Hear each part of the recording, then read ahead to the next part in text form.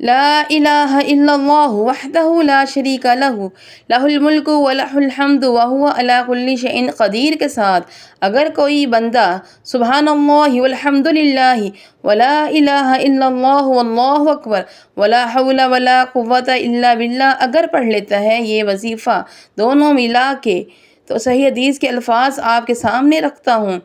جب ایک بندہ سویا اٹھا ہے، سو کے اٹھتا ہے، تو یعنی سو کے اٹھ رہا ہے، کڑبڑلی بیدار ہو گیا۔ اب یہ بیداری کے عالم میں اس کی یہ ٹریننگ ہونی چاہیے کہ صرف یہ دو وظائف ایک دفعہ پڑھ لیتا ہے۔ صرف ایک دفعہ صحیح حدیث ہے کہ سویا کروٹ لی، اچانک آنکھ کھلی، رفع حاجت کے لیے آنکھ کھلی، کسی کام کے لیے آنکھ کھل گئی، صرف ایک دفعہ یہ دونوں وظیفے پڑھتا ہے، اس کے بعد اللہ رب العزت سے جو بھی دعا کرتا ہے، نبی کریم صلی اللہ علیہ وآلہ وسلم نے فرمایا